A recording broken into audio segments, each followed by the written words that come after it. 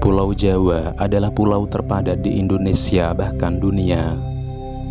Dengan dipenuhi kota-kota besar, deretan pemukiman pedesaan yang padat, dan areal pertanian yang sangat luas, memenuhi lanskap pemandangan pulau ini yang hanya menyisakan sedikit hutan di gunung-gunung yang terpencil, yang seakan tidak mengizinkan mamalia lain selain manusia untuk hidup. Namun 200 atau 300 tahun yang lalu, Jawa masih merupakan sebuah pulau yang sangat elok dengan hamparan pertanian di lembah-lembah yang subur, pedesaan yang asri dan terpencar-pencar, dan masih memiliki hamparan hutan yang masih sangat luas yang menjadi rumah bagi pemangsa paling ditakuti di seluruh Jawa pada masa itu, yakni harimau Jawa, yang merupakan hewan buas yang sangat dihormati sekaligus ditakuti oleh masyarakat Jawa yang menjadi simbol leluhur dan penguasa hutan yang pantang untuk dibunuh. Namun itu semua bergeser dengan melihatnya sebagai simbol kejahatan, kekacauan, dan bahaya. Terlebih semakin seringnya konflik di antara harimau dan manusia akibat pembukaan hutan oleh petani, sehingga semakin intensnya pertemuan di antaranya dan mengakibatkan perburuan dan keterlibatannya dalam pertunjukan paling brutal dalam kacamata orang modern, yang akan menjadi salah satu alasan menghilangnya satwa ini di Pulau Jawa. Sejak Kesultanan Mataram diperintah oleh Amangkurat II, orang-orang asing khususnya orang-orang VOC Belanda mulai menjamah pedalaman Jawa. Sebelumnya, Belanda hanya berdagang di pantai utara Jawa dengan basis mereka di Batavia. Namun, dengan memanfaatkan kemelut politik Mataram, VOC dengan segera mengambil bagian kepentingan mereka atas Pulau Jawa dan memaksa Raja-Raja Mataram selepas Sultan Agung bersekutu dan bergantung dengan VOC.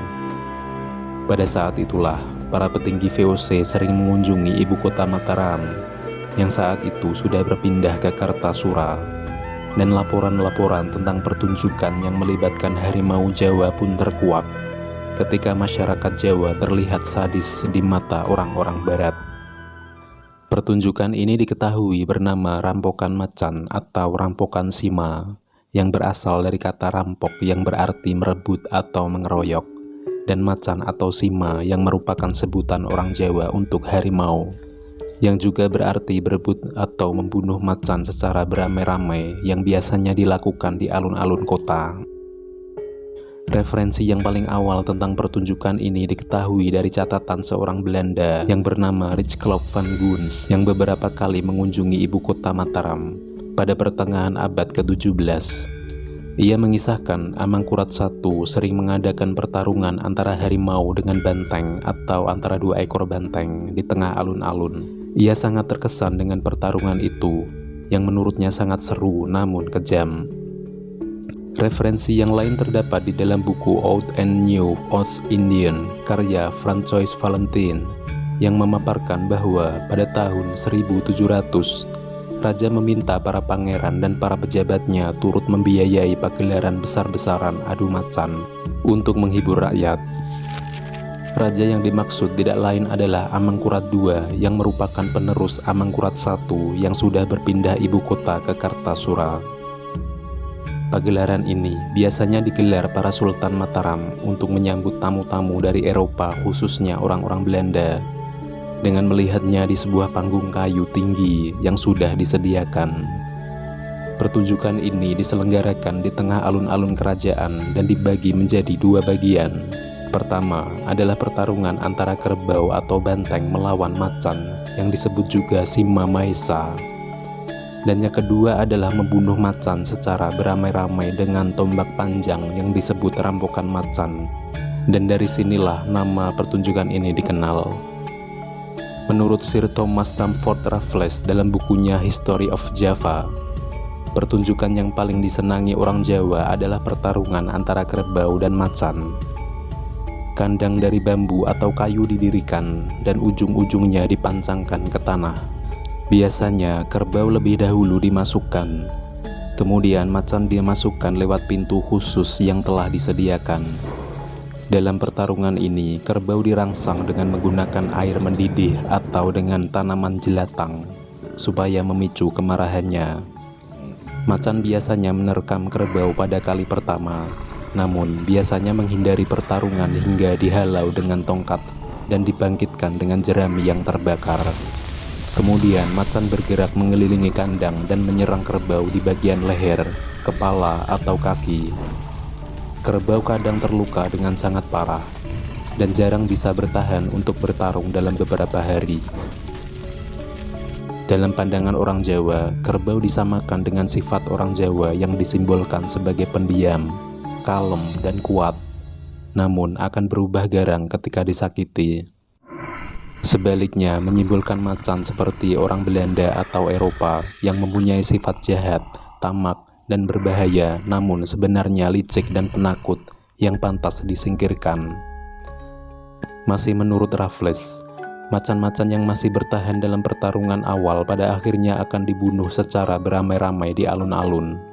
Mula-mula beberapa macan ditempatkan di beberapa kandang yang terbuat dari kayu di tengah alun-alun yang dikelilingi ribuan prajurit bersenjatakan tombak panjang. Raja memerintahkan 2 atau 3 orang laki-laki untuk membuka kandang di tengah arena dan memasang jalinan dedaunan di depan pintu kandang untuk menimbulkan api di depan pintu, dan mengangkat pintu kayu ke atas dan membuangnya ke salah satu sisi. Mereka sendiri kemudian mundur dengan pelan dari tempat tersebut seiring dengan alunan gamelan. Segera setelah macan merasakan adanya api, mulai berusaha untuk mendapatkan jalan melalui para penombak yang mengelilingi arena, dan biasanya macan akan terkena senjata mereka. Meskipun hal tersebut terjadi, hewan ini akan mundur ke tengah dengan baik. Tapi kemudian sang raja biasanya menyuruh 6 atau 8 orang pilihannya yang biasa disebut gandek untuk mendekat ke tengah arena dengan menggunakan tombak. Mereka dengan ketenangan dan keberanian yang mengagumkan tidak pernah gagal membunuh hewan tersebut dengan menancapkan tombaknya sekali lempar. Pertunjukan ini terus diselenggarakan oleh penerus Mataram selanjutnya, yakni Kasunanan Surakarta dan Kasultanan Yogyakarta, dan biasanya diselenggarakan di alun-alun ketika menjelang hari raya ataupun pada saat tahun baru Islam. Bahkan ada inovasi baru di Yogyakarta ketika macan diadu dengan para tahanan, walau kemudian itu dilarang. Permainan ini sebelumnya hanya boleh dimainkan di alun-alun ibu kota kerajaan, dan hanya para prajurit dan orang pilihan sultanlah yang boleh ikut berpartisipasi. Namun pada akhirnya menyebar dan dimainkan di kota-kota kabupaten.